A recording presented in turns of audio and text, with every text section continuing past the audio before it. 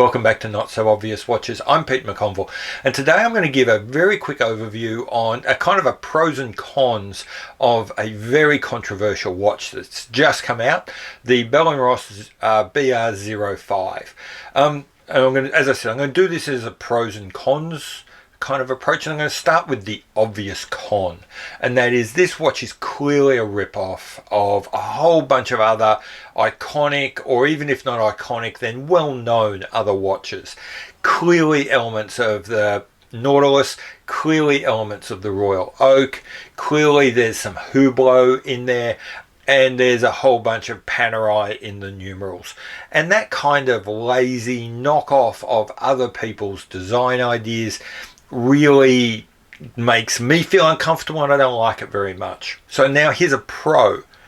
I'm not sure that all this knocking off actually happened.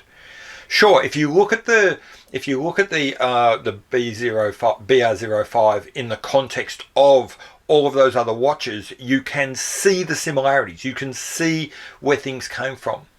But then if you take the BR05 and put it in the family of Bell and Ross, put it in that stream that's been developing, that design language that they've been using now for almost 2 decades, then it's actually just another Bell and Ross. It's part of their design language. It's a clear and obvious part of their family. Where that design was evolving to was where it was going to get to. And it actually raises some really interesting questions about how the development of other watches in the past, how much should we allow that to stymie the obvious evolution of other watches? Does the fact that someone else once in the distant past had the idea of using a squared off circle mean that a watch like the Bell and Ross may not, under any circumstances, ever round off its square shapes? It raises some really interesting questions about the freedom that designers don't have in developing their own designs. And so I find that it's an interesting problem, and I almost treat that as a bit of a pro for the watch, that it raises that interesting little issue. That said, a con here, that bracelet is clearly a rip-off. Now, I'm not sure what it's a rip-off of. If you watch YouTubers, some people are absolutely adamant that it's a rip-off of a Nautilus bracelet. Other people are absolutely adamant that it's a rip-off of the AP bracelet. Some people are not sure what it's a rip-off of, but they know it's a rip-off of one of those things, which actually says some interesting things about the relationship between the Nautilus and the Royal Oak, but that's a topic for a different video.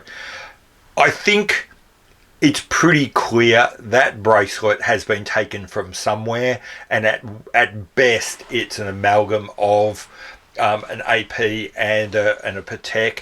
So the bracelet, I can't really find a way to make that a pass. It's a knockoff.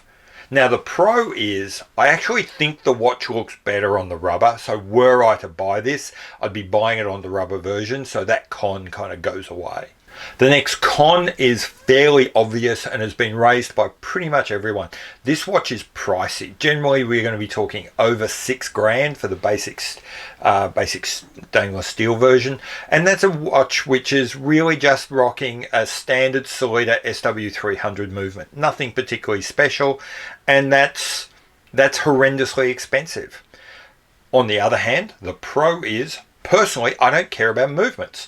So I put far more value into the design of a watch and the look of a watch than the movement. So the Sellita SW300 is a perfectly serviceable movement. It's actually quite a good movement, very solid, very dependable, unlikely to be subject to a recall like, say, a Tudor movement. And so it's really no big deal to me. Yeah, the looks can be kind of polarizing, but at least, again, to compare it to a Tudor, at least there is something in the look to engage you. I mean, let's be honest about the Black Bay 58. It's a very pretty watch, but at the end of the day, in the world of watch models, the Black Bay 58 is appearing is getting gigs in your local discount supermarket chain junk mail flyer selling terry toweling, sort of bathrobes. It's a pretty enough watch, but in a pretty suburban way. Like I said, you might not like the design of the Bell and Ross, but at least it inspires some kind of feeling. Now, another obvious con of probably every Bell and Ross watch is that the resale value is going to suck, and you are going to be depressed when you think about how much you spent buying it versus how much you're going to get back when you sell it. And that is a massive con. The pro for me is that you mean the watch is discounting already? Great. So that price we were talking about of $6,000 and being hideously expensive is probably going to drop by 20% already, and I can already pick it up for like $4,800, $4,900. Brilliant. Suddenly it's not that expensive a watch.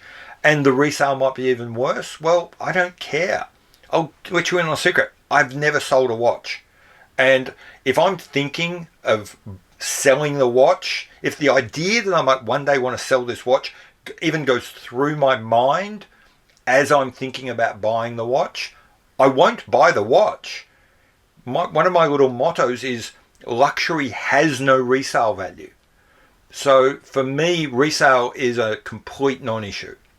Now, closely related to the issue of resale value is the issue of social power or cred or whatever you want to use here. And now the reality is this watch is not going to have any social power at all. Let's be absolutely blunt. Most serious watch people won't like this watch. And to be really frank, most serious watch people will doubt your credentials if you do and you turn up wearing this watch. They might not say anything and they'll be all very polite about buy what you like, but deep down that's what they'll be thinking, and you should know it. Now here's the pro. There's a little part of me that knows that other people are going to be annoyed by me buying this watch, and there's something about that that's just gold.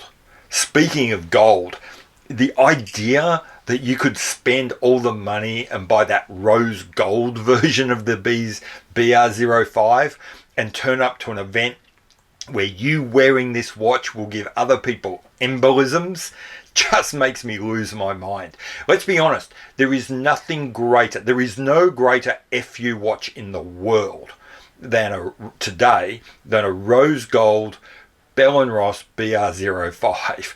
You buy that watch and you may as well just be walking into a room giving the middle finger to every other watch person in that room. And there's a part of that that really appeals to me. So now here's another con. The design just doesn't quite work.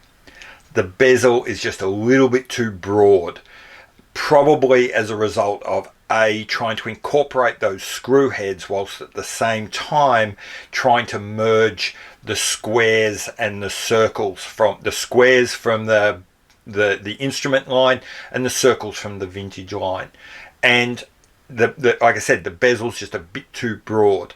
I think the dial is, as a result, looks too small for the case, and it just doesn't look right. It's not a pleasing set of proportions. Whatever the hell would be a pleasing set of proportions, this isn't it.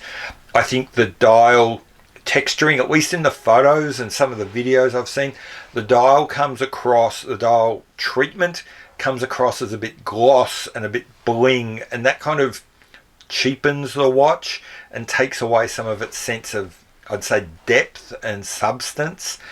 And overall, I think the real issue is, I can imagine what happened at the design briefing. People are probably talking about the fact that the instrument line with its big hard squares is a bit unapproachable. It's a bit single use. It's not accessible enough to enough people.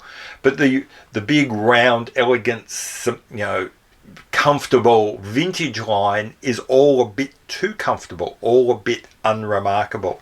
And so it's an easy thing to say, is there a way of merging the two? Is there a way of taking the comfort and the roundness and the symmetry of the vintage line, and somehow incorporating that into the harder edged, more hardcore, if you like, instrument line. And you can see the idea, and the idea kind of makes sense, but when that concept is turned into a detailed design and an actual product, it just doesn't work. You end up with this. Whereas the original instrument line has really hard, there's a lot of tension between the big flat square case and the round dial, and that tension is kind of exciting and engaging, and you want to sort of be part of that. That's gone. Likewise though, the comfort and the symmetry and the kind of elegance and coherence of the vintage line is also gone. And so what you're left with is neither an exciting tension nor a kind of coherent comfort. Instead, you're just left with something that's kind of unsettling and off and just doesn't quite work. And the reality is I have no pro to match that. Look, put all the noise to one side, put all of the discussion of where did the various parts of the design inspiration come from, and is this true to the Bell and Ross theme and everything. I think there are legitimate arguments to be had there, but for me, ultimately, the greatest criticism of this watch is that it's a compromise of a couple of good, solid design choices and becomes a blancmange of nothing much. It's neither exciting nor comforting and enjoyable. It's just unsettling and discomforting and unresolved and ultimately not particularly attractive. And that's the greatest sin of this watch. That's my takeaway. Now, I could see one in the flesh and it might change. That happens with watches, but I suspect it won't. So, anyway, that's my take on the BR05. It'll probably do okay. I don't think it's going to be a classic. I think it'll be hated by a great section of the watch community for a long time. I think there'll be some people who kind of like it. There'll be some people who probably, like me, with my sort of perverse desire to troll others, will buy it just to annoy them. But ultimately, I don't think this watch is going to be a great success. So that's really it. I've got nothing much else to say on this watch. If you'd like to leave your comments below, that would be brilliant. I love engagement. I love getting your feedback. Do you like this watch? Do you hate this watch? Is there things that they could do to get it over the line, or do you think it's irredeemable and a disaster from the outset? Like I said, let me know in the comments below. If you hang on just a little bit, you're going to see a card come up that's got my Instagram handle and my email address. Feel free to contact me if you would like to. Please subscribe to this channel. Slowly but surely, I'm heading towards my 1,000 person target. And I can only get there with your help. So anyway, thanks very much. See you later. Bye.